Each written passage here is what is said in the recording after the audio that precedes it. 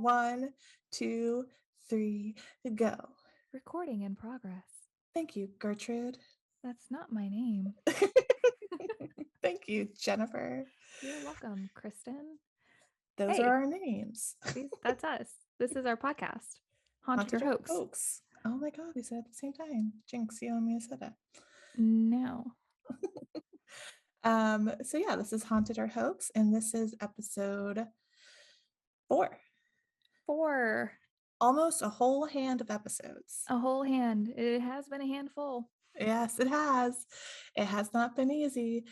You know what they don't tell you about podcasts is that it's kind of hard. So, I don't know why everybody does them because it's super hard to do. but we're having fun, aren't we?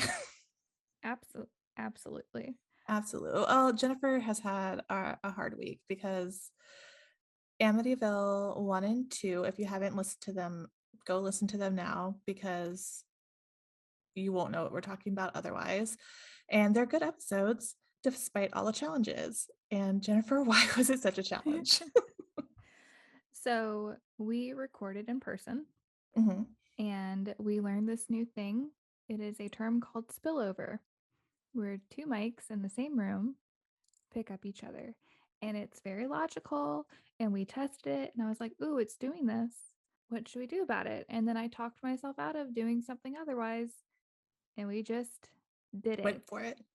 And I was like, that's fine. I can edit it. It'll be fine. And then I hated myself for 2 weeks. So, aside from the editing debacle, the file got corrupted after I had gotten through editing both of our audio files, and I had to start over. Right, which is just the biggest bummer. I felt so bad. I Just might over have here. not been talking appropriately for a solid night. I was morally supporting over Snapchat because I could not help at all in any other way. You are the best support system anybody could ever ask for. Oh, thank you. So, not only that, but also my computer got completely full of memory because I guess audio files are very large. Will you talk a And big game? we do, and we talk a lot of data. Um, and so I had to get an external drive because my computer stopped working, which is probably why the file got corrupted. So I had to wait for my external drive to get here so I could shift all 50,000 of my photos off of my computer. Then, in some obscure reason, I don't really know what was going on, I came home and Joe and I were in the kitchen and I look up and there is a fly. Right. What is a housefly doing in my house? We don't get In flies in November. in November in Georgia. Yes. We don't get flies. And then I look up at the light and there are 4 more flies all buzzing around on my kitchen light. And I look at Joe and I was like, why are there so many freaking flies in our kitchen? For no reason. He didn't have the door open or anything. Oh my gosh. Nothing was sitting out. The kitchen was clean. And so we can't get them down because they're all the way on the ceiling. So I was Right. like, well, it's fine. We'll just start picking them off. We'll get them. I come down the next morning, they're all gone. They're all gone. Like bam. Like bam flies. Energy flies. That is so Jennifer told me this. She you Snapchatted me, I think. Yes. And you told me. And I was like, I got just full body dread. I was like, holy moly, we made something angry. And I was like, oh no. Because it was just so bizarre. So, I have not seen any flies since. no explanation. They just showed up and then they disappeared. So thank you for whatever listened to my podcast, our podcast. We're I gonna take it as appreciate you showing me how it was done. You don't have to show me anymore. I completely understand. And I appreciate you taking the time to explain yes. it to me. And we're gonna take that as a positive review for the podcast because they can't that review us on Apple, so gave us a sign. they just gave us a sign. And that was the end of it. But it And no wasn't, more signs. because I continued to edit the the podcast, and then Adobe came out with this huge update that took an hour and a half, which put me behind because I was like, it's not going to work. It kept freezing up because it needed to do this update. So then after the hour and a half, I plugged my computer in and my power cord didn't work. My power cord had a short in it. So then I had to edit the rest of the audio on Joe's computer. Thank goodness he has a YouTube channel. Go check him out at Mr. Yes, dude. Hammers. His voice is so cool. Much cooler than ours. And lo and behold, we were able to get both of those posted at roughly the correct times. Yes, yep. And I was waiting in the wings with all the stuff that I do. And all I was like ready as soon as she posted it, I was gonna get it up and we made it work. It was fine. It was great. It was good. You've So listened. we say all that not to complain, but just to tell you, you better go listen to the Amityville episode and make it worth all of our time and make it worth the flies times that showed up in my kitchen and stayed for a couple hours and then disappeared. Right. And we're also saying, podcasting is hard and give us a break. I think we're um, doing fine considering we haven't done anything like this ever before. yes. And I think that this audio should be a little bit easier for you to edit. Knock on Why did you say that? wood, a knock on wood. Oh my gosh. Um, because we're back on Zoom and that worked out for the first episode, right? I don't know. But also, I'm also recording in a blanket fort in my living room because my husband is asleep where I usually do the podcasting. So we'll You see how that look works out. like Mary Queen of Scots with that plaid green behind you. I have our IKEA snack holder called a spread, and then I have a huge lamp, and then I have it over my husband's desktop. So I feel a little bit cozy. Hopefully it comes through. Hopefully the blanket doesn't catch on fire. Yes, hope I can turn off a light at any time with a little button. So I think it's fine. Nothing feels warm. That's good. Everything is fine. Everything is so fine. And you know what Zach told me is that um he said that we sound like the woman who does the Christmas stuff on the radio. And I didn't know what he was talking about at first, but he was talking about Delilah. He said that we sound like, radio Delilah, like Love someone yes, tonight. exactly. So I was like, I guess that's a compliment. I called in to Delilah when I was like 7, I don't know, 6. For And what? I asked her to play something and I don't remember what it was. I used to listen to Delilah when I was like 11 to 13. My She's parents had this old, like, 70s radio that I thought I was so cool that I finally got an alarm clock in my bedroom. Oh my gosh. We're And old. it was a wooden digital alarm clock. It had big green numbers on it and a huge radio dial. And I would always listen to Delilah on it. I listened to Delilah on my big old clunky silver double speaker stereo. Do you remember that? I do remember your huge ass boombox. I loved that boombox. And I played Delilah on it. And now we sound like her. I guess she rubbed off. She had an effect. That was our inspiration. Yes. Now for some Christmas tunes. No, we're actually going to be talking about something a little bit more. Thank you for listening while we talk about spirits and death. Exactly. We're going to actually be talking about, what are we talking about today? We left you on a cliffhanger last time because we had no idea. But we got it all figured out. We weren't crazy, but we are talking about crazy today. Yes, we are. We are talking about the Eloise Psychiatric Hospital in Westland, Michigan. This was suggested to us in a Facebook group. I asked for some suggestions on a local Facebook group, and I'm not going to say the full name just like for Mhm. privacy reasons, but Sarah R suggested Eloise Psychiatric Hospital to us. So that's what we're going to be doing today.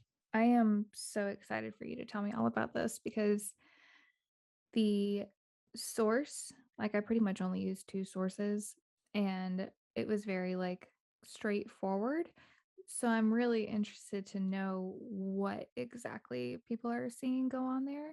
I will tell you because I have a lot of interesting stuff that went on at Eloise. I have a little bit of I can't really go into all of the evidence. I'll kind of talk through it and then of course I'll like link everything in our show notes and put some pictures and stuff on Instagram, but I'll be giving you the sources so you can kind of like check them out yourself Mhm. when you're listening to the episode. I guess let's get started and I will kind of walk you through the terror that is Eloise. Tell me all about it.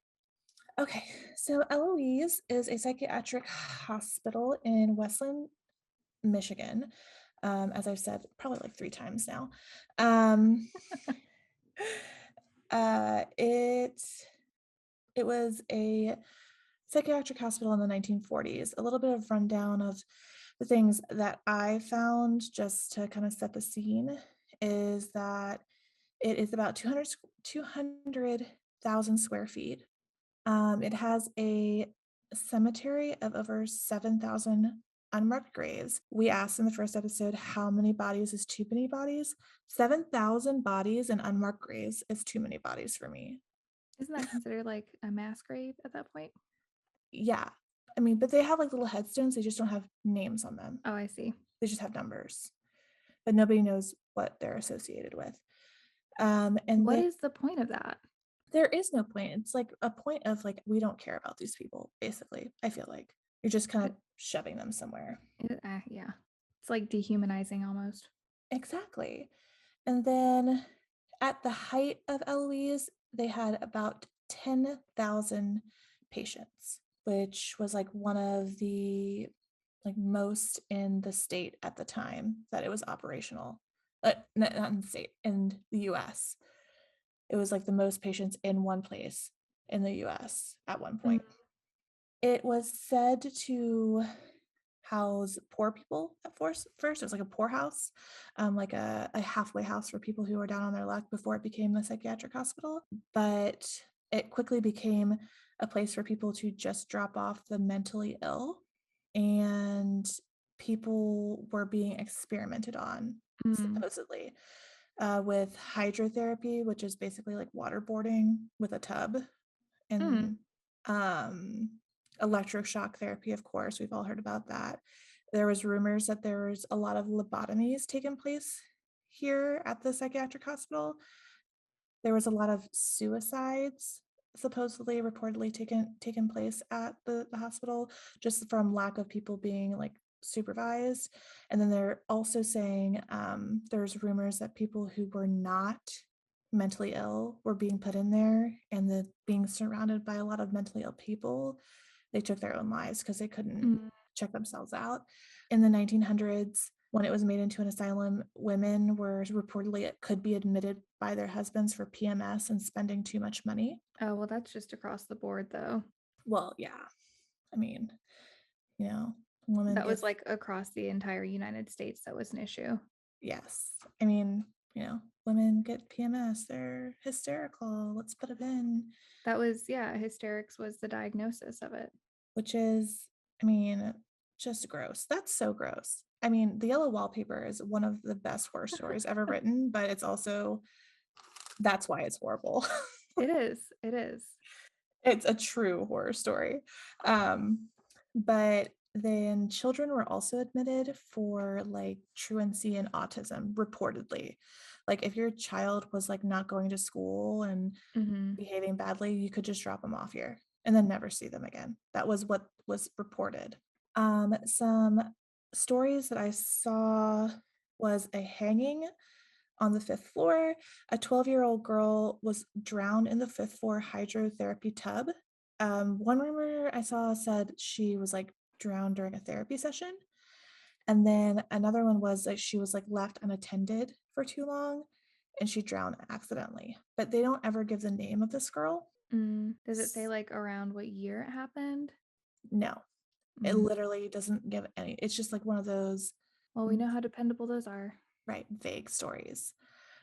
One of the sources that I got the most out of was the season 1, episode 7 of Destination Fear, which is hosted by Dakota Layden, who is Zach Bagans' basically protege.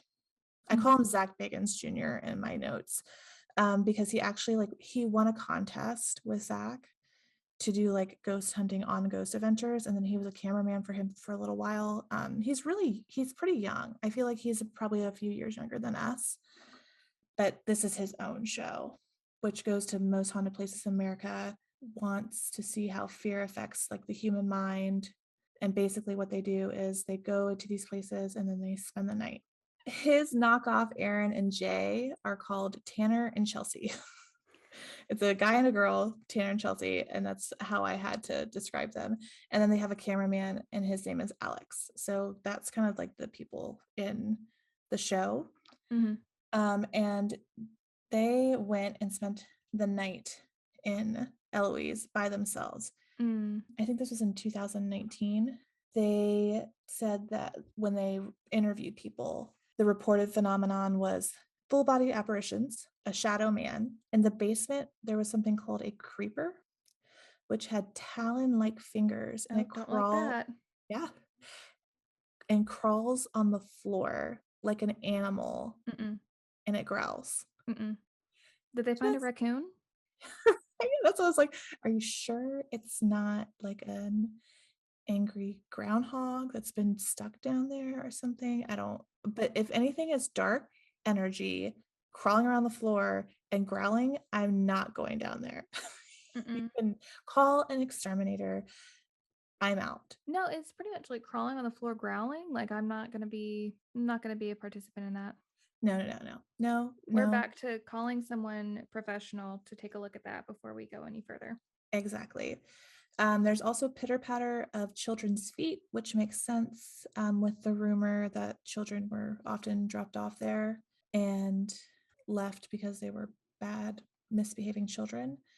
Metal drawers and doors slamming, and a lot of affecting technology, like walkie talkies of voices not even talking, draining batteries, a lot of EVP activity supposedly, and an energy rush that comes like right up behind you, Mm. which also respect my space. Mm. I'm respecting your space. I'm not going to be yelling at you. Don't. Maybe you're not respecting their space. That's true. You can't see them. That's true. Maybe I was in their way. Did you That go? could. I did not go Oh, I in see. my. But maybe they went. Maybe they were in their way. So some of the experiences that Dakota and his uh, mystery group, what are they? The Scooby Doo gang, what are they called? They're called like the Mystery Mystery Inc. Inc. Yes. So Dakota and his Mystery Inc. That was a good one. Yeah, I know. I'm so full of them tonight. I'm actually a stand-up comedian. I you, watch so much Seinfeld. I'm ready for the big time. you can tell. But they get locked in for the night. What I liked about this sort of show is with Ghost Adventures, they often like leave somebody alone in the room and just kind of leave them to be scared out of their minds and then don't go help them. These guys kind of split up into like buddy system pairs, and then they always like come like as soon as somebody gets really scared, they immediately come back together, which I just think is so heartwarming. Let's all be a group, buddy system, nobody's left alone. That's my kind of ghost hunt, not being locked in a room alone. Does one like all of a sudden get possessed when another person experienced something? No, Oh, no wow. possessions. Wow. No, I know, it's hard to believe. He's kinda setting the bar kinda high for the next generation here, this Dakota. Uh-huh. Um, but some of the things that they experienced in their 12 hours at Eloise was, Chelsea and Alex went to the basement, and they heard running right above them, and Alex's walkie-talkie randomly goes off, like somebody was gonna speak. Like, you know how you get that, like, little feedback when somebody pushes Mhm. the button? Like a little click. Yeah, and so he heard that, and then nobody spoke, so he pushed on his walkie-talkie and said, you know, "What's going on?" And Dakota and Tanner were like, "We weren't touching the walkie-talkie, we were doing an EVP session." Mm. So that's a little bit concerning. And they do show, like, the camera at the same like, each camera on the each group at the same time, and you can see clearly, like, none of them have a walkie-talkie in their hands when this feedback happens.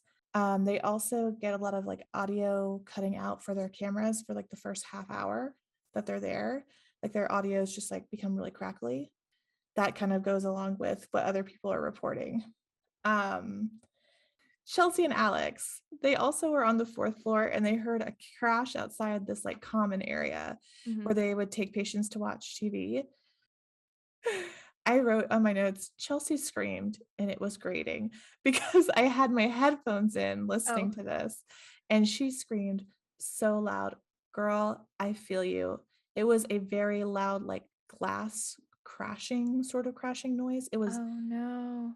very distinct, and at that time, I think the other 2 were, like, all the way on the 2nd floor, so they were 2 floors above them, so that it couldn't be, like, the other group doing it. Residual, yeah. Right, so I got the scream. I did not enjoy the scream in my ears, but I understood it. And then Tanner and Dakota, they saw a shadow-like figure on the top floor during their time there. They also used a digital recorder, and while asking, "What's your name?" they got an EVP of, some sort of, like, incoherent mumbling, which I also liked because they don't try to make you hear something Mhm. with the EVP. They don't say, "Oh, it says, you know, I'll go to" kill you. yeah, "Go to hell." And they don't, like, write it up on the TV. They Mhm. just play it, and it does sound like mumbling. I don't know what it is, but neither one of their mouths are moving during that time, and it does sound like a voice muttering something, Mhm. to me. And then they all go to sleep. They all this is when they separate, and I don't like that, but they all separate and go onto each floor to sleep because there's 5 Mm-mm. floors, yes. No. Yeah. Weirdly enough, they all go and I was prepared, okay? I was very prepared for, like, shit to go down, right? I was ready for a lot of activity to be happening while they're trying to go to bed.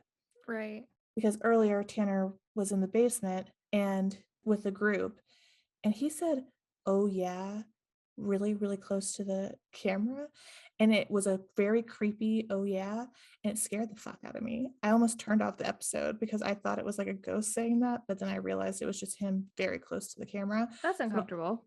yes. So I was already prepared I was on high alert, but nothing really happened.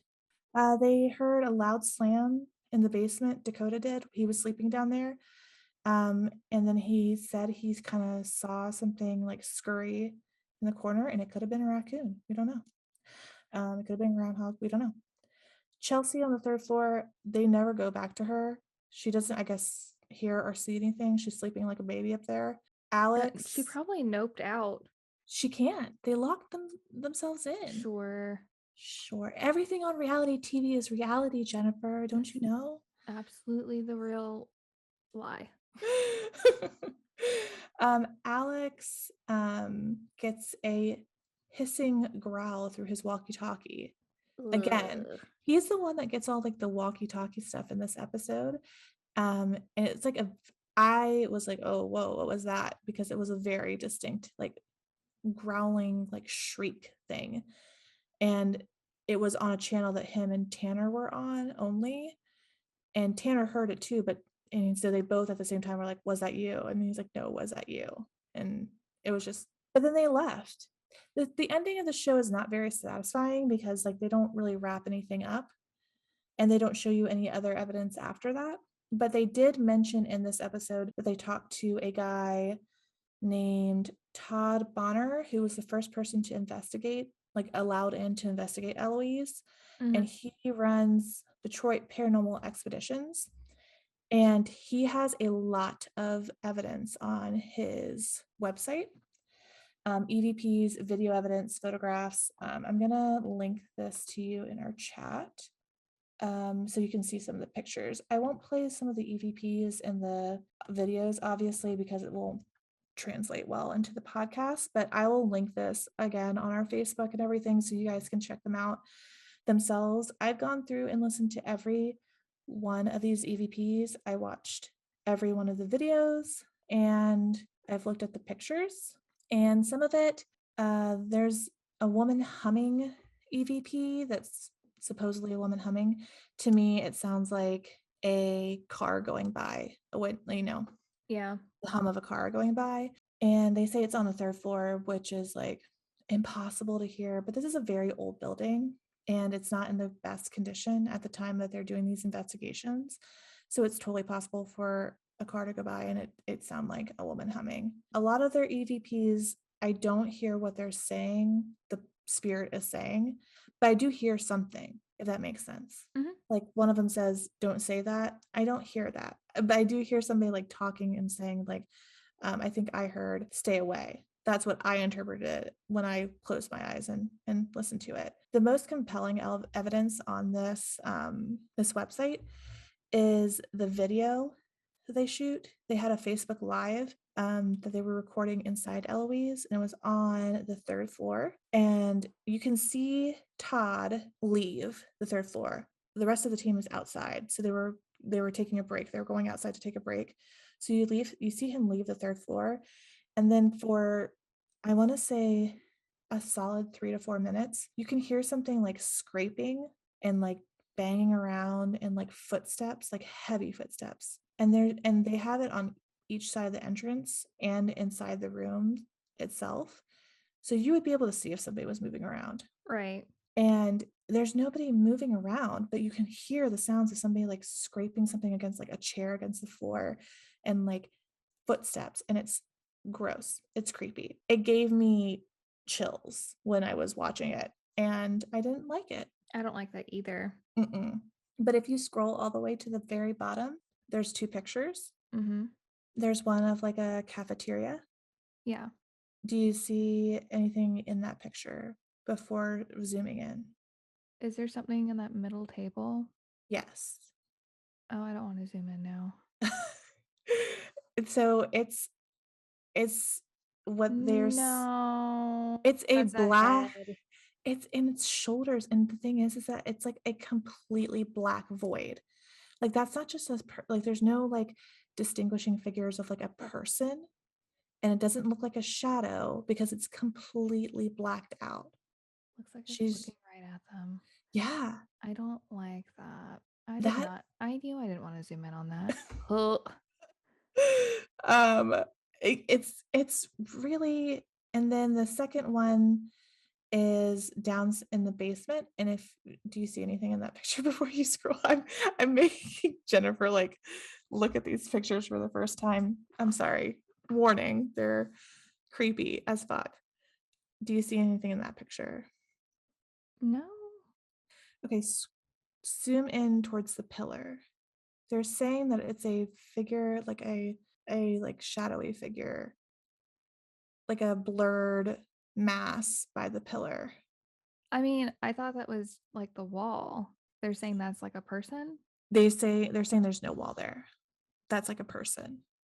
Like you can see I his can kind of see, yeah, his button down shirt. like a doctor's jacket. Yeah. Yeah, they say that like that's the doctor in the basement. Why is the doctor in the basement? I don't know. They don't ever give it. See, this is the frustrating thing that I found in my research is that they have all these the creeper, they have this doctor, and then they have this black mass in the cafeteria. They have these EVPs and these voices of these women.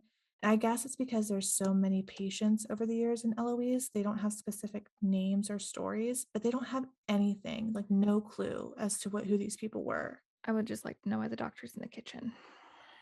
I mean, maybe he was hungry. Maybe he needed a snack. He was working hard, giving people lobotomies. He needed utensils for his lobotomies. Okay, so at first it looked like a robot because like the top of it looks like he has a bucket on the top of his head for one. Like I'm not trying to be rude. I just that spot did catch my eye, and it also looks, if you look in between like the stacks of wood that are right there and that metal thing, it looks like Mhm. there's a face popping out from in between there, but it's just the shape Oh of the wood no. thing, and it Oh, looked I just like got nauseous when you said that. Oh my God, I see it. I hate this so much. But when I looked in like at that figure, I absolutely see the shirt and like the buttons. Like you can see the buttons on the shirt. But it Yeah. looks like he has a bucket on his head. Maybe, I We're don't not know. speculating that. Maybe he had a reason to have a bucket on his head. I don't know. But here's the thing about Eloise is that so I found all of that from Detroit Paranormal. So yeah, so they don't have a lot of like specific names and dates of when people died and who this could be. There were vague things that I found, nothing specific, which in our first episode, that boy that was supposedly yeeted off into the demon dimension had no name or date of when he Hmm. disappeared. So that's the only thing that gets me. But there's a lot of stuff that I found as far as like photographic recording evidence, stuff that really creeped me out. There's also a horror movie about this place. I was going to talk about that. Oh my gosh, I'll let you talk about it, but I want to talk because I want to talk about it so Did you watch badly. it? I watched the trailer. Did you I watch did it? too. I know I watched the trailer. Okay. I thought you were going to say you watched it. I was like, "Oh my God, tell me everything." Because it has who's that guy? Chase. Who's that girl? It's just Jess. no. New girl, don't sue us. Um We love you so much. Chase Crawford, I think. He was from Gossip Girl. He's in this movie. So the main dude looked familiar. It's okay. I mean, I didn't have much to say aside from it had an 11% on Rotten Tomatoes and Yes, it's not good. It's so not good. And it doesn't look good, but they actually filmed this at Eloise. oh, did they? Yeah, they filmed parts of this at Eloise, and it was rumored that some of the cast and crew found human body parts, like in jars, and creepy snapshots of patients while in the abandoned buildings. I tend to lean on the side of no for that because Todd and his team have been in Eloise like countless times. It's got to be one of the most places they've ever like investigated. So I feel like if there was jars of human body parts and creepy photos of patients, they would have found him before this cast and crew did in 2014. I'm Mhm. just saying. But also, the movie trailer doesn't depict pretty much anything that like the ghost stories tell either. They kind of go really far into the creative with this movie. So They take creative liberties. they do. They Remember what we do. talked about Hollywood never embellishing anything? They're the most honest people in this world. So I'm sure that they just used different research than we found to come up with their truths. Yeah, they had the inside scoop that I just don't have. They did. No, But they did not. they might have, Hollywood has its own secrets. One day we'll do like a Hollywood ghost story. That's too scary for this podcast, I think. But yeah, so that's what I kind of had for the actual like, ghosts and rumors and hauntings around this. As far as like employees, saying anything because Eloise is kind of like upkept now. It was, sold and now it's turning into something else. And I'm sure that you have read up on that and you'll tell us all about it. But there was an employee who said that a couple children like came up to him and were like, "There's a guy sitting on the steps," and so like him and another adult went down, and there wasn't like an apparition of a man in Bermuda shorts sitting there. Then he kind of disappeared. I don't know. It sounded like Bermuda shorts? it's like, was he going on vacation? I don't know. I mean, were the Bermuda shorts, like, popular in the 1900s? I don't know. I mean, the 1990s, maybe. He was like, "Yeah, he was just sitting there, and then, he faded away like a shadow." And they don't name this employee either, so I feel like he was just trying to get on the news. It worked. It did. He was totally inaccurate, but it did. But yeah, so that is all the hauntings and scariness and spirits of Eloise. Now That's you're gonna tell very us. interesting. Yeah, I enjoyed researching this because I like being able to find actual things to listen to and look at and like kind of dissect for myself. So, Yeah, no, that was really good, like evidence. I can tell you all about the history of it after our break. yeah, definitely. All right, We're going let's to take a take break. a break. We'll be right back.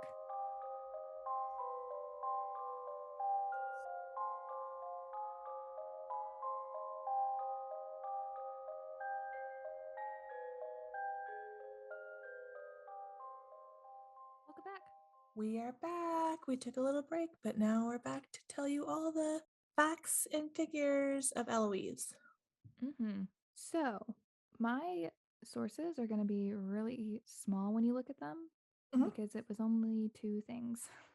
Oh, well, that's fine. Less sources, the best, better, honestly. Um, this, the main one that I used is The History of Eloise, written by S.M. Keenan. Mm. Mr. Keenan wrote this History of Eloise in 1913, Whoa. and it goes all the way back to 1838. And That's wild. I'm going to give you the link so that you can put it in there. I want everybody to go look at this because it is in Harvard, like the Harvard Library, and they scanned all of it in, including the front of the book so you can like actually see the cover and stuff. It's super cool if you like history stuff. I'm a little bit of a history nerd, so I think it is incredible That that sounds they really cool.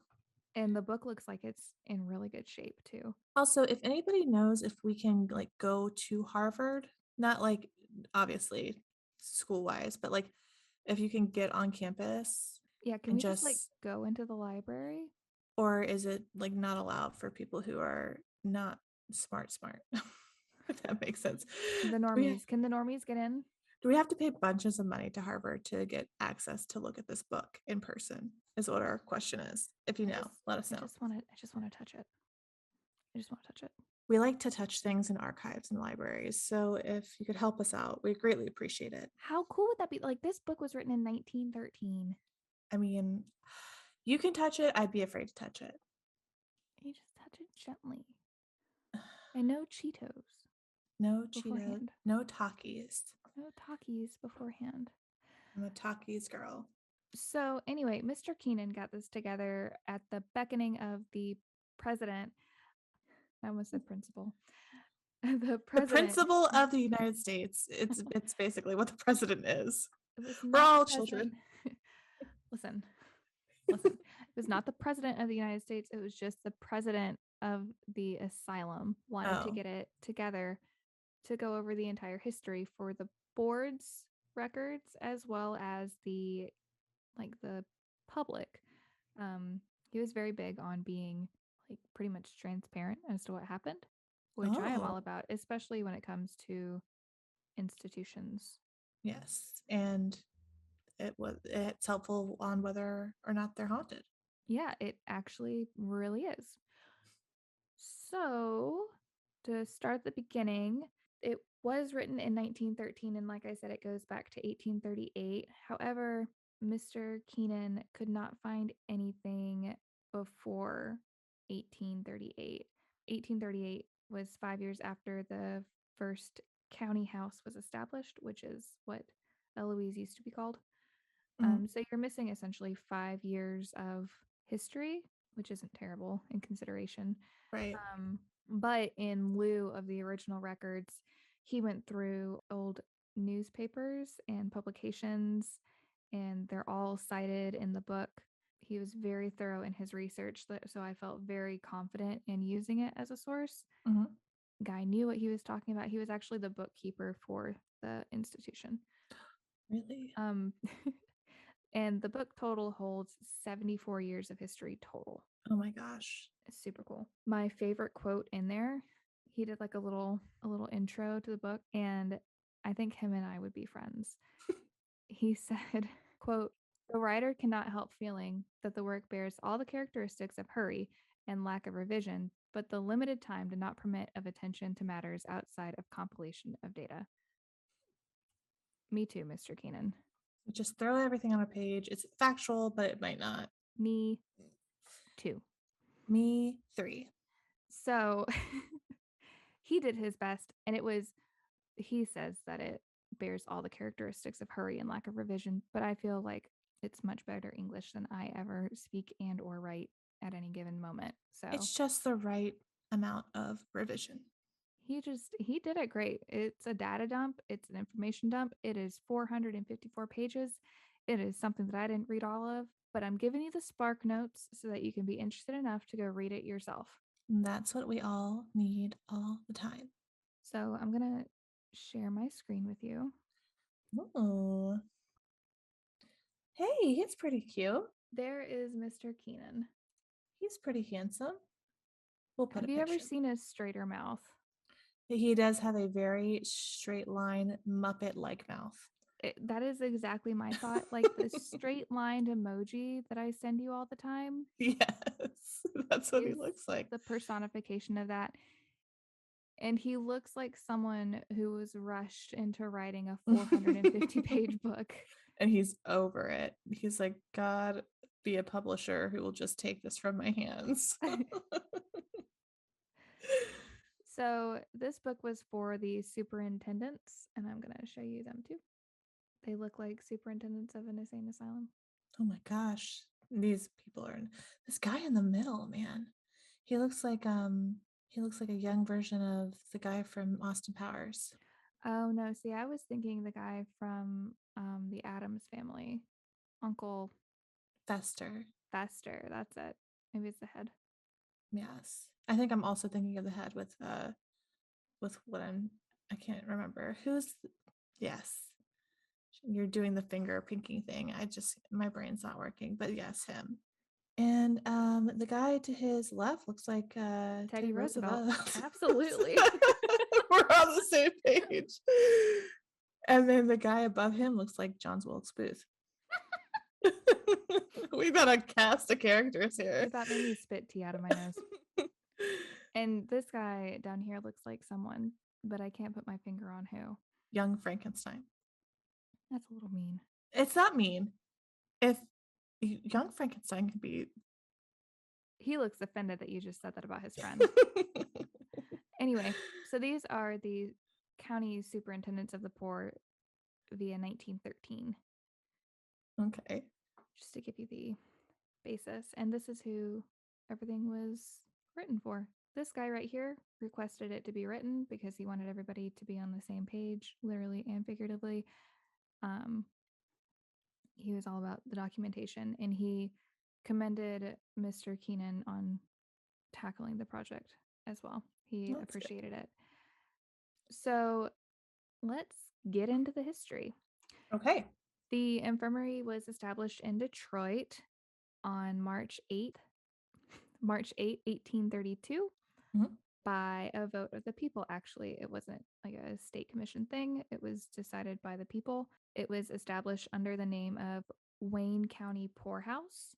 So you were right, it was a poorhouse at first. It kept its name until 1872 when it changed to Wayne County Almshouse.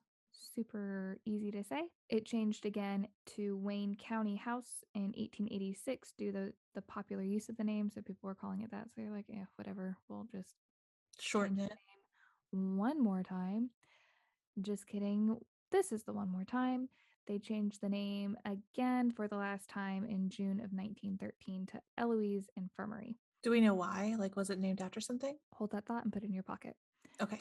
I'm putting a lot of things in my pocket every episode. I hope you're wearing bigger pockets every episode. I actually don't have any pockets, so I'll just God. All right. hold it in my hands. Put it on your desk so you don't forget about it.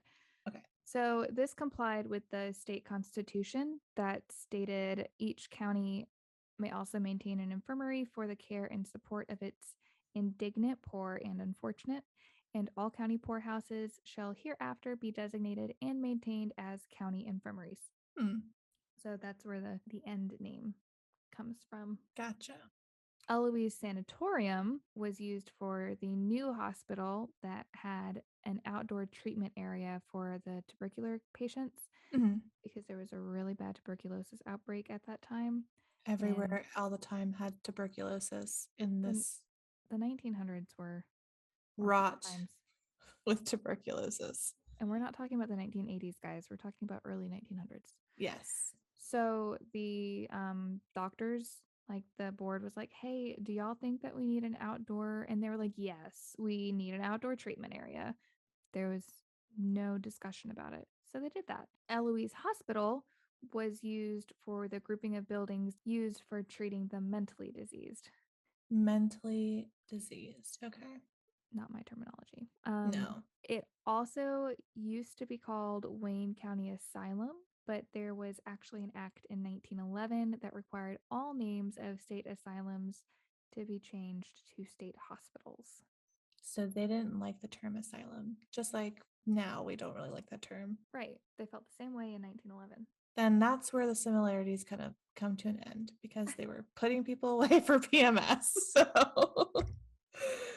You see everybody on this board. Do you see a singular woman? no. No, because they were all patients. So I'm pulling out the question that's sitting on your desk. Okay. The actual name came from none other than the post office. Are you ready? Yes. This was the most nonsensical story I have read aside from the Lizzie Borden trial. God. So there was no post office at the institution. So they had to they had to go all the way to Wayne for mail and packages and all that, Okay. which was not a light jaunt. Everyone hated it. Uh, Mr. Keenan referred to it as, quote, an intolerable nuisance. So you could tell it was still pretty fresh, Right. even though, this was established, like the post office was established in 1894. So anyway, I got ahead of myself. So they decided to establish a post office at the facility. And initially, the first name that they submitted was County House because that was what it was. Right. It And was everybody denied. hated it. The post office said, no. That's not creative enough. Well, essentially, yeah. It was denied. It stated that you need short names or name of one word will be accepted. And I feel like County House Post Office isn't. That's not very long. No, but they said that it was a confusing name. So they said try again. It also had to be unique. Okay. It couldn't be the name of another post office. We want to be special. Okay. Give us a little umph when you're The naming. post office was very demanding back in the day, but I guess they had the power to be. So it went through this whole ordeal of sending names to Washington, sending them to the board, sending them to the superintendents, back and forth. It was just this big, drawn out process to get a post office established at the facility. In enters Mr. Freeman B. Dickerson, postmaster of Detroit and president of the board at the time. Big man on campus. His daughter was named Eloise, and he had a picture of her hung in his office for 19 years. Let me Oh, show you this picture of this sweet little baby angel. she's so cute with her dog. Oh, This is absolutely going to be on Instagram. It is yes. the cutest picture of her and this huge, happy Saint Bernard, and Oh, she's beautiful. she's so cute. Everyone loved this picture of Eloise. So he threw out the name Eloise. The board liked it. The superintendents liked it. Washington liked it. So there you go. The 1894 post office of Eloise was established. Nice. So, No, but then we take it back to the hospital, right? right. So the post office was established first in 1894. So the post office was there first Mhm. all the time. Wayne County Poorhouse was going through all of their name changes until eventually it also meshed in with Eloise Infirmary. That So it makes got its sense. name from the post office, that got its name from the postmaster general's daughter. That makes sense. Also, but just imagine being this little Eloise girl and growing up and being like, oh, that's kind of cool. My name's on a post office. And then it's like later in life, it's like, ew, like my name Mr. is on. Keenan, Mr. Keenan mentioned that Eloise ended up growing up, becoming a wife, moving to Florida, and lived out her days happily. Oh, well, that's nice. Far away in the warmth here with me in People that Florida. want to grow up in Detroit. We, Plenty of we, people. plenty of people who maybe listen to this podcast. We Kristen appreciate you. gets really uncomfortable when I make fun of regions. Listen, everybody is very protective of their hometowns and like People make where fun they of Georgia all the time. listen. Listening. I'm just saying, Mhm. I want to let people be clear that we haven't been to a lot of the places, and I'm sure it's lovely, but it could also suck, and we just don't know. So you have to take it with a grain of salt. Plus, I'm very sarcastic, and you shouldn't take anything that I say seriously unless I'm citing my source. That's true. That's right. Don't take her seriously, except for right now. Except for right now, I'm being very serious. Also, just to go back when you were like, you kind of like laughed and you're like, drive, like they drove there. I'm going to remind you because we did this in the Lizzie Borden episode that We're just going to have to post that episode. I know, um, cars were invented in 1885. So not Would you wildly like me used. I'm to just see if he saying. said, let me just scroll down these freaking pages, Kristen. I'm just saying. Where does it say terrible nuisance? There it is. We were obliged to send once a day to Wayne for mail, express, and for package freight not fully prepaid. This was an intolerable nuisance, and the board decided to establish offices for all three. I'm saying it could have been still a nuisance.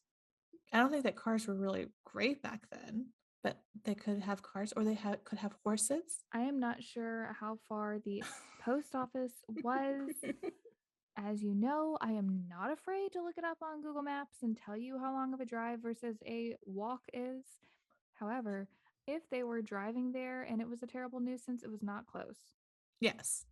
So, I'm just saying let's not scoff at maybe them at having myself, cars. At them having cars. I'm confused. Are you defending me or are you confused? Are you defending them? I'm defending cars, automobiles. I never knew you were so passionate about them. Kristen's a big Look, fan of the Model T. yes, I am. It probably runs better than my car. So, Aww. So there you have it. That's Eloise, the name. okay. Completely unrelated. It wasn't this like tragedy. It was just the post office general's daughter. So the first crazy, their term, person admitted to the hospital was in March of 1841. Mm. And she left the same year, but then was readmitted with 5 others in January 1842. And she went in and out of the asylum for roughly 50 years. Her name was Bridget, and she went by Biddy. I also have a picture of her.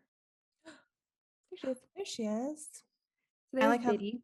I like how they have crazy in air quotes, kind of. It's like they knew that crazy wasn't the appropriate term even in 1913. Yeah, but then they still used it. So Biddy, as they called her, was actually cherished by everyone, it seems like, when they talked about her. Like they were really fond of her. Oh, And she pretty much just lived out the rest of her days in the asylum. She ended up dying and was buried in the county cemetery. She looks a little lost in her picture. she does, but she looks sweet. She looks like anybody's grandma. So in the early 40s, they established the building called the Crazy House. And that is where the violently insane people were kept. There were no records of its constructions. Like he couldn't find information on it anywhere or where it was located. It suggested that it was a made over log shed. I read Hmm. somewhere that the shed was torn down and sold for lumber, but there's really like no record of it existing, just references to it regularly. Gotcha. People in the neighborhood also remember the crazy house, and they stated that the upper floor was constructed of strong cells with chains fastened to the walls that would hold the inmates down, Oh no. like restrain them. And the lower floor of the building was used for swine. I did read something about that, and people complained, neighbors would complain about hearing the screams of the inmates and mixing in with the pigs, Yeah. I don't know if you've been around pigs before, but they're but loud. they're loud and they smell so bad. Yeah, no, that must be a nightmare, especially if you're, not well mentally. I Right. feel You're like that's, already in an unstable state. and you're like with these farm animals that are also being very disruptive. Don't think it's not a place of healing. One of the honestly, like the thing that stood out to me the most, this was like I was wondering if you're going to talk about this specific building and if there was anything that anybody knew was built on top of it, because this is where I could see like a lot of the bad energy being. Okay. There was an account of, and this was an account by a doctor, of a powerful colored man being chained hands and feet to the wall of the crazy house. And it required two men to feed him. One pinned the neck of the man against the wall with a split stick, but it was essentially just like a Y. And they pinned Ugh. his neck up against the wall, and the other put food in his mouth.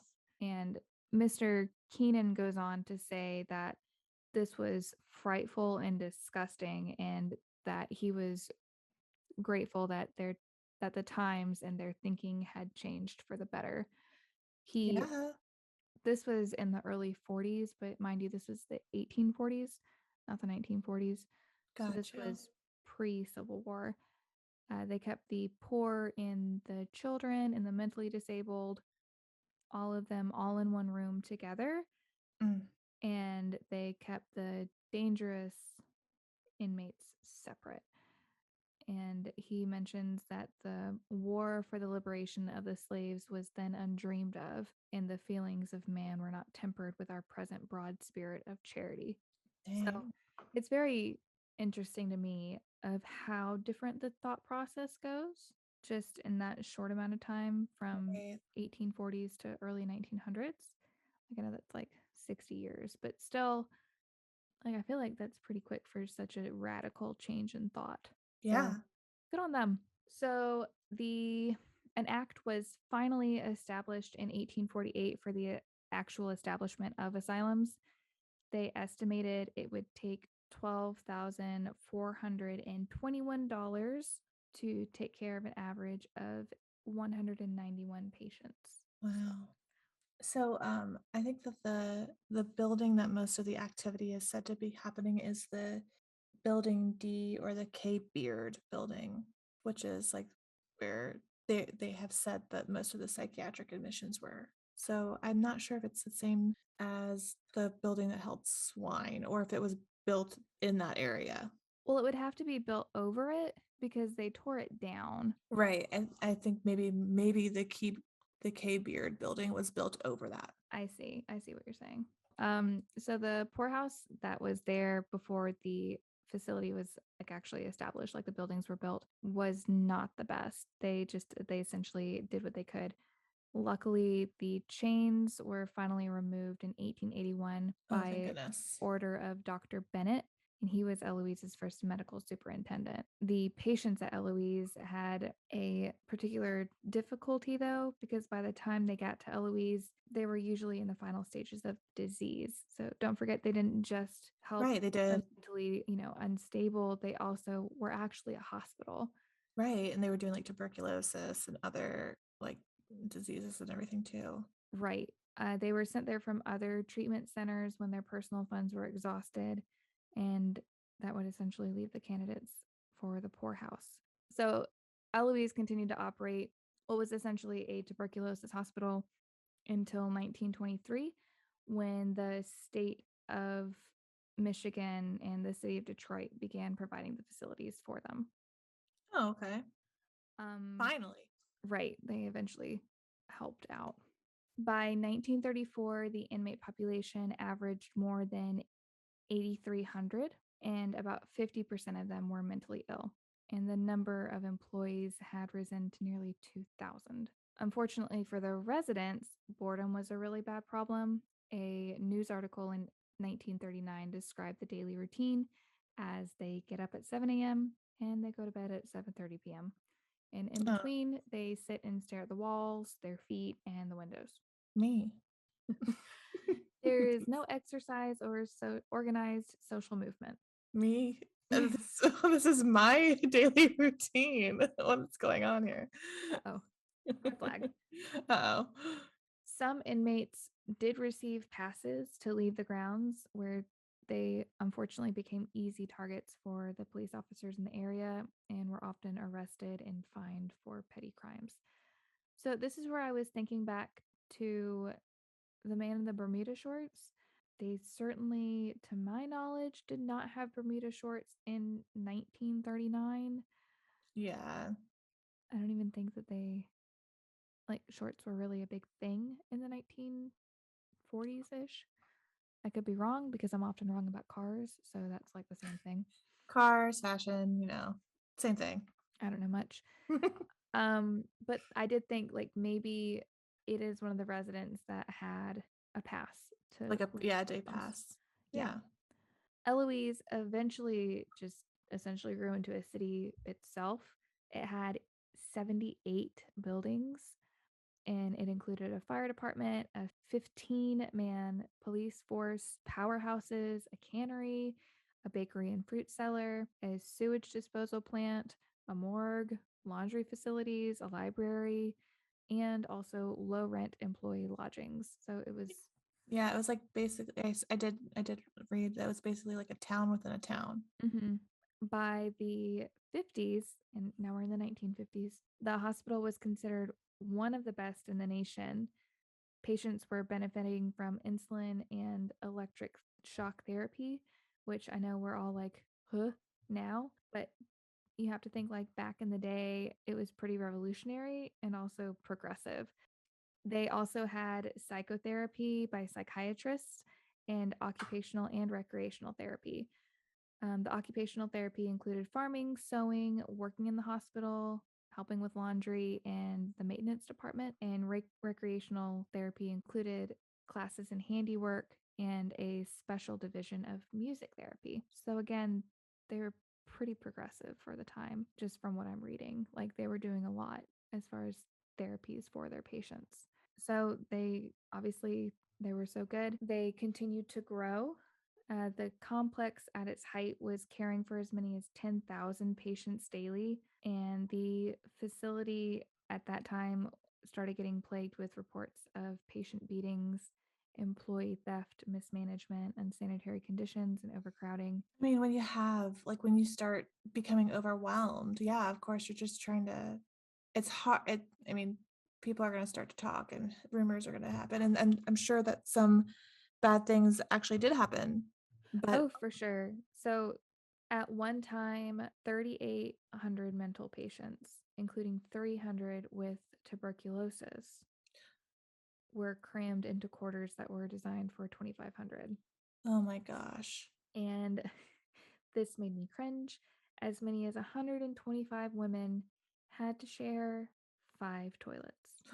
Oh no. No way. That is disgusting. That's undoable. Like that's just like Undoable. undoable. That's It's not impossible. it's impossible. That's what I'm trying to think of. If you weren't crazy before that moment, you certainly were after it. Right. Well, that goes with like imagine being in that position if the rumors are true, like and not being mentally ill. Mhm. Like you were put in there for a reason that not necessarily you would be seeking mental help Yeah. for now. And So you're, sharing 5 toilets with all those women. No way. I'm gonna come back to that point because I want to ask you something. Okay. Um, Regardless, they still did stuff around the hospital. It seems like they deep down really did have the patient's best interest at heart. They ended up getting themselves into pretty significant financial trouble because they were spending so much to take care of the patients, but not bringing them in Mm. or bringing funds in per se. They got in trouble for continuously ordering teeth for the tuberculosis Oh. patients, like I was like, dentures. "What?" They got in trouble because they had ordered like 112 sets of dentures or something like that. And they're like, you just spent $6,000 on dentures. Like, what are you doing? Well, people need teeth. That's probably what they said. I Excuse mean, me, sir, you cannot live off mashed potatoes for your entire life. right. Okay, let's take out your teeth and see how you feel, Yeah, and then you tell me that they don't need teeth unacceptable. So just chew on that thought for a minute. with your gums. Gum on that thought for a Gum on minute. it. So they did, I feel like, have the patient's best interest at heart most of the time. I mean, Yeah. it's impossible to care for everybody to a high standard when you're dealing with 10,000 patients on a daily basis. Like, that's just unfathomable to me. Mhm. They did have a carnival held every summer on the hospital grounds with booths built by the patients. The Aw, that's kind of Isn't nice. that cute? The patients also ran a coffee shop in the psychiatric building. The doctors said, quote, they must face life and its stresses, and we want them to be ready to do that. Oh, All of the proceeds were used to buy recreational supplies, so it went back to the patients. that's sweet. Or by the 1960s, the newer theories of treatment for the mentally ill were developing, and Eloise continued to keep up with it. The goal was no longer to provide long-term care, but to get them back into society as quickly as possible. Okay. So don't hold on to them indefinitely. To keep up with that, most of their patients ended up being kept less than 90 days. And in 1964, only 1 in 10 became permanent residents, compared to the nearly 50% in the previous year. Wow. So this added to Eloise's money problems. Unfortunately, the state only chipped in for psychiatric expenses after the patients had been hospitalized for a year. Oh, okay. So like, oh, we're helping people and getting them back on their feet quicker. Isn't that great? Oh, you're not going to give us more money for that? Sure. Okay, that makes sense. That's so logical. We have to take care of them for an entire year before you help out with it. That's just mental illness in the US has just never been properly taken care of, has it? No. So this is the point that I kind of wanted to ask you about was, I mean, 1 in 10, that's pretty low for long-term patients. Mhm. So to your point of people being admitted there against their will and being held on to for a long period of time, Right. do you think that was before the 60s? I would think so because the people that the rumors were being like admitted against their will were people who were being admitted for hysteria and I like see what you're saying. and spending too much money. I mean, and then children were truancy, so maybe that was like after the that was like in like the 50s or 60s. Hmm. But I also don't think that you would keep like, okay, yeah, my kid is acting out and not going to school and everything. I don't think they would be able to keep them for more than a year for that, but who knows? Yeah, if that. I don't know. It's very interesting Hmm. because I can absolutely believe that somebody could be admitted against their will when there's something not as serious as the people that were in there long term Right. were going on. So, Since they began, quote, mainstreaming getting the psychiatric patient back into the community each week, this also sometimes caused a little bit of a problem. One patient, for example, got so excited about his weekend leave that he decided he was going to steal a car from the hospital parking lot. There was a high-speed chase, and he was involved in 5 collisions and ran 2 police blockades. There were shots fired, and he nearly missed a group of children at a oh school my crossing. gosh. The inmate was taken into custody after running the car into a ditch. They decided that they were going to update the patient treatment and the facilities. I mean, that'll do it. So at that point, older buildings were destroyed in the 60s and 70s, and 2 new buildings were constructed, a 511-bed medical hospital in 1962 and a long-term care facility in 1974. The Walter Reuther long-term care facility housed surviving mentally ill and the poor who had made Eloise their permanent home. Hmm. Oh, so going back to this inmate that's went on a Fast and Furious joyride. Did so The original Grand Theft Auto. yes. What so you said that he stole this car? Well, From the parking lot. imagine being that what it's like a doctor just like coming out like, man, I can't wait to go home after my shift. It's like, where's my car? And you just In my head, did you ever see that episode of House which episode? I mean, I've seen pretty much all House episodes. where he stole the car while he was in a mental hospital or a rehab? He was in a rehab. Oh yeah, yeah, yeah, yeah, This yes, is what yes. that was the scene that played through my mind. Maybe they were inspired by Eloise. Maybe they were. You I might be mean, right. So the last psychiatric patient to leave Eloise was in 1979. From what I saw, it essentially closed down because of funding. which isn't surprising because you were mentioning before all of the issues that they were having and the state not paying for people getting better because why would you Well, do that? wait, scratch that. Let me check one more thing. Mm-hmm. Mm-hmm. Mm-hmm. Just as we thought. Yeah. In the 60s, a lot of the laws were changed to limit the ability for state and local officials to admit people into mental hospitals, which led to budget cuts. And as a result, the states across the country began closing down and downsizing their psychiatric hospitals. This was a huge problem across the country. And it's still like, they're It's a still, ripple. they're It's a still, ripple effect.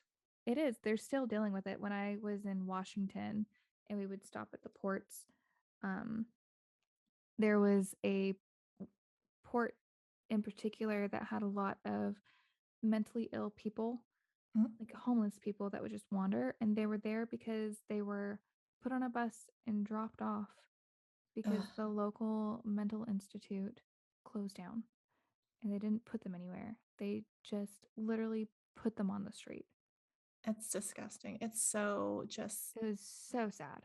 so sad, so disappointing. Like, and it's honestly just scary. Like if I ever or anyone I know knew ever needed mental health like to be admitted somewhere to think that like there's not enough funding to go around to actually help them and if they're not sick enough then like they're not going to be kept if and or if they get better it's like okay you're not going to pay for them you're going to You're not going to help. contribute you're not going to contribute because they got better. Nope, you're on your own literally in every path. It's just it's a terrible thing. It is. So that those laws happened in the 1960s. They closed down the very end of the 1970s. So it makes sense. They probably just ran out of money. I mean, it was a Right, huge facility. right. I mean it was basically like running a city. So by 1987, Eloise had been reduced to 8 buildings. And today, just 5 buildings remain, which is crazy to think about after I listed off all of those facilities Yeah. that were in this little town. The county is currently working on a plan to redevelop the area. Mhm.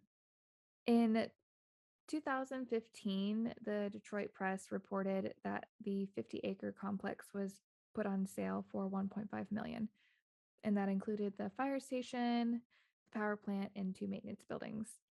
In 2016, the bakery building that was built in 1905 and one of the last original buildings was the victim of arson, and the damage was bad enough that the structure had to be torn down.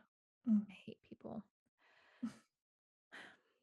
Morgan Development purchased the property in June of 2018, and according to Hometown Life, there are development plans for the asylum to become a hotel and event space. Well, that is interesting because currently in 2021, do you know what it is? Nothing? No, it is a real life Halloween attraction because the K Beard building that housed many of the psychiatric admissions was bought by Jay Case, and he runs ghost tours, and he also runs a Halloween haunted asylum attraction every Halloween. Huh. So I guess, I mean, this article was published in August 2020, so that must have happened recently, that purchase. Yes, yeah. So apparently he bought just the building D Mm, for very cheap. So I see. the rest of the buildings and the rest of the land, I think, has been bought off by somebody else, like in the articles you found. But Mhm. that building was bought, and he is still doing ghost tours and using it as a haunted Halloween attraction, which, given all of the activity evidence that I found, I feel, don't do that. No. Don't it's bad for people coming. It's bad for you as an owner of this building. It's disrespectful to any spirits there, and it's really dangerous for your actors, hello, who are, portraying these characters. Might piss some ghosts off. I don't get it. I don't get it. Don't put haunted houses in actual haunted spaces. No. That's tacky. It's tacky and disrespectful, and also I just feel like you're just asking for something to come and mess with you. You are asking for bam flies at that point. Bam flies are all over you. Ugh. Well, maybe like it'll be a combination of the two because it sounded really neat what they had in mind. Like they were gonna develop the property not just into a hotel and event space, but there was gonna be a 1930s themed restaurant and a Oh, bar in the basement. Oh, it says and as well as a haunted attraction. yeah, So maybe this goes hand in hand. maybe.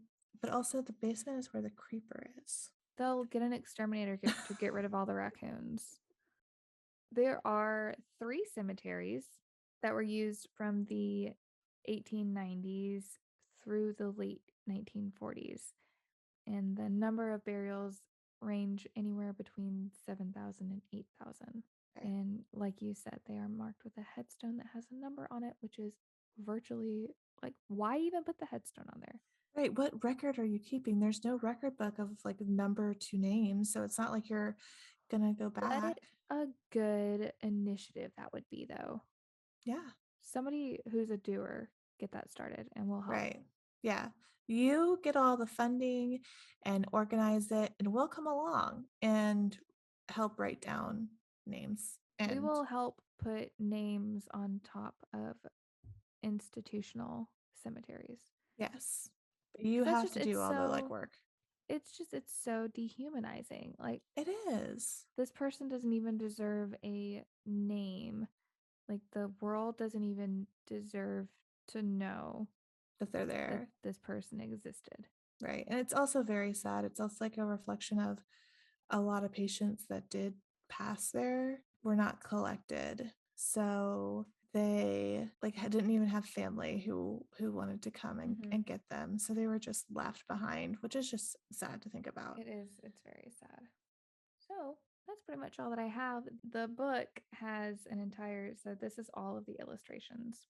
Oh my gosh. And it goes through like the chapel, it has the power plant, it has the asylum piggery, Piggery. Oh, I don't like that word. That is a gross word. the Let's not call it that. the electrical laboratory. Mm, Just it has everything. It has the tuberculosis area. It has so much in this book, and for it to just be up to 1913 is incredible considering how much information. Like, bless this guy's heart this is for his meeting magnum his opus. deadline Yeah. because he did a great job. He went down to Florida just like Eloise did afterwards and took a break. He had to He take a probably vacation. threw the book at Mr. President and said, "All right, I'm done." But yeah, it breaks down the chapters very easily. So I highly suggest you click on that link and look through this book because it is super neat. So yeah, that's all I got for you. That's Eloise. I mean, what do we think? Do we think it's haunted? Do you think it's a hoax? I don't know. I think it's haunted, just from the stuff that I've seen and the stuff that I've heard through the EVPs and the videos. I think that there's definitely something there. Do I think that there's a creeper crawling animal like thing in the basement? No. Do I believe that a 12-year-old girl, because even if in your research, I mean, it's up until 1913, which I know there's a cutoff, it could have happened afterwards, but there was no mention of some sort of, as transparent as they were, I feel like that would have stuck out if a 12-year-old girl had died in a hydrotherapy tub. However, 10,000 patients, 7 to 8,000 unmarked graves, I feel like there's a lot of history there. I think there's a lot of energy there. I could totally see poltergeist or some sort of spiritual activity. So I'm going to say haunted. Part of me says that I don't have enough evidence Mhm. in either direction because I don't have any stories to correlate with the stories that you have told me. Right. True. However, the evidence that you have seems pretty compelling. And also, 10,000 people a day, Yeah. like 300 of those absolutely had tuberculosis and were crammed in like one room with each other. Right. Like there was bad stuff happening there. So I could see it potentially happening. I'm going to say plausible. Plausible. Okay. Well, that's fair. That's fair. I'm gonna say haunted. I think that it's haunted. Just Are you saying that because we've had hoaxes all the time? no, no, no, no, no. I'm not trying to just break the trend of hoaxes. But the even with the history not directly correlating to some of the rumors that have been passed around, I still feel like you found a lot that makes sense to like why there would be hauntings there. So maybe not specific people, but it's Oh enough. yeah, like just the crazy house itself, that would make perfect sense to me. Right, right, exactly. So yeah, so that's why I kind of think it's haunted. I will also say having a Halloween attraction, get it out of there. Get it out of there. I do not like that. So especially since I think it's haunted. So just get it out of there. It's not a good idea. It's not a good idea. Um, but yeah, so that is it for Eloise then. This was a very good suggestion. It was. And I really liked how neither one of us knew anything about it. Yeah, I had no idea it even existed. So that's really cool. And I was very careful not to look at any of like the paranormal stuff. Mhm. So I had no idea what you were going to tell me, which is why I had no stories to cooperate with you. Well, that's kind of fun though, because it's kind of fun to see if like, when we Anything come matches up. together, if anything actually does match up. So, um, and I had even I went into this thinking that I was just gonna find like some blogs or some like Reddit things like I did with Apricorn. But to have the Destination Fear episode was definitely helpful. Hmm. Um, mostly because I like I like certain kinds of those shows, because I can replay them and then kind of listen for myself or rewatch it, or like, Yeah. it's easier to just kind of see the evidence and actually really analyze it. Whereas somebody telling their account on a Reddit or a Facebook page, it's still really valid and really interesting. But if they don't have like the recordings or the pictures to go with it, it's kind of a he said, she said, ghost said, demon Pixar, said. it didn't happen. Exactly. Pics or your ghost did not happen. So next week, the episode, Yes, we know what we're doing. we do. And guys, it's going to be from the city of music. And I don't Yes. mean Atlanta. It's going to be a story from inside a cave near Nashville, Tennessee. But that's all you get. That's all you get. Everything else is left up to your wild imagination. Well, you have a sage moment? I do have a sage moment. I'm going to be stealing from Jennifer this week, and I have a kind of Thanksgiving themed joke that I I like found. how you go with the theme every time. I'm a theme kind of gal. I like themes. It's my thing. All right, are you ready? Yes. What would you get if you crossed a turkey with a ghost? What? A poultrygeist. You knew that when she mouthed it as I was saying it. She mouthed it, you guys. She knew it all along, and she was just pretending. I was trying to be a good co-host and You let were you the tell your best. joke. How did you hear this one? Did you hear it I'm off a little of? offended that you don't remember my joke because I told it the first dress rehearsal. Oh, wait. I don't remember. I'm sorry. I did. Oh, well, I said, I said, what do you call a haunted chicken? oh, so mine was turkey. So it was more of a Thanksgiving theme. So I really stole your joke. I'm They'll sorry. never hear that episode, so it doesn't matter. Maybe they will. And then they'll be No, like, not wow, that one. first. But okay, yeah. That was So good. It was good. You did thank good. you. I'll come back better than ever next time. What is your sage moment? So, I don't have a joke, but I do want to say happy birthday to Tucker, my dog. Oh, happy birthday, Tucker. How old is Tucker gonna be? Tucker is 7. Oh, he is a big boy. He is a big potato wedge, as we call him, just a big Oh, chunker Tucker. And he is still spry as the first day I got him. And we also had a celebration yesterday. Yesterday was Cleo's Gotcha Day oh, 4 years ago. 4 years. That's just so wild to think about because I remember like literally the day that you got Cleo and she was so cute and little. And now she's like a horse, but she's like a cute horse. She's a little cuddly horse. She's a little miniature Shetland pony, kind of. She is. She's so cute. Well, happy birthday, Tucker, and happy adoption day to Cleo. That's so sweet. Yeah, Oh. celebrating our babies this weekend. We have cake, and I will take pictures of the cake. We have party hats, and I will take pictures of the party hats. Yes. It'll be a little celebration. Oh, is it a dog safe cake? It is. Obvious. So we use a local small business pet boutique that's Nice. nearby, and they have like pet desserts. They have cookies and like they have frosting on them and everything. And they actually have dog friendly birthday cakes that they make out of Rice Krispie treats and dog bones. I'll take a picture of it before Tucker absolutely demolishes it. But Yes, they're super please. cute. Oh, that's sweet. I love celebrating pets. My doesn't turn 6 until April, so but They do have tiny, like tiny birthday hats. for oh my God.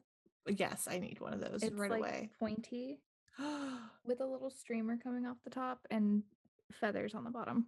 Oh my God, she would hate that and I would love it. It would be such a cute picture. She would- Especially if she's just had her unamused face on. That would be great. That'd be great. All right, we're going to do it. We're We're gonna going to do do it. it. So, we want to hear all about your ghost misadventures. So, any bad ghost tours that you went on, I want to know all about it. Where you would like us to cover next. If y'all have any suggestions, we really enjoy doing this. We have a couple of others that we're going to cover based on suggestions that people have shouted out to Kristen, and I'm Right. looking forward to it. So, if y'all have any ideas, feel free to send them in.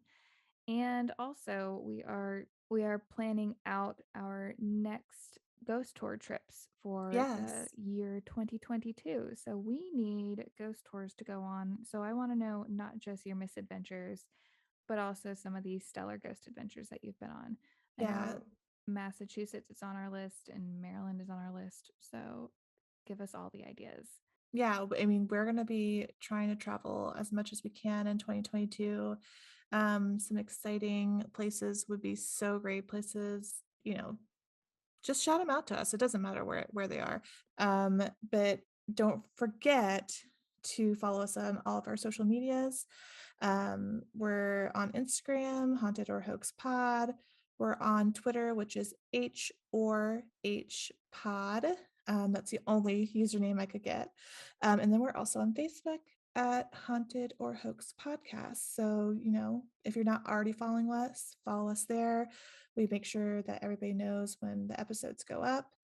And then share it with a friend. And don't forget Mhm. to rate and review us on Apple Podcasts. We have a few reviews and rates on there already, and they are just making me cheese so hard whenever I see them. So, And it helps us out a ton because Apple looks at that. So if y'all yes, can just rate, review, and subscribe on Apple, it would be a huge, huge help. So you got anything else? I think that's it, unless I'm forgetting something. That was a pretty solid spiel. That was a lot. So I hope you guys remember it, because next time we're going to give you a pop quiz. Oh, also for my homework, let's one last thing to add on here before we go. I got through Oh yeah. halfway through the Amityville horror book, and it's not because I didn't enjoy listening to it. I'm actually going to finish it hopefully next week when I'm on vacation. I just started my new job this week, so I didn't have a lot of time to dedicate to listening to a book this week, but I have been really enjoying it. It's a good book. It is. It's a really good book. It's very compelling. It keeps you very entertained the whole time that you're listening. All right. So y'all have a happy, happy Thanksgiving. I hope you have a good, relaxing day with either yourself or your family. Either one is perfectly fine. With your pets, anything few and far between. Mm-hmm. And we will talk to y'all next week. Yep, we will see you then, or hear from us then. All right. Bye. Bye.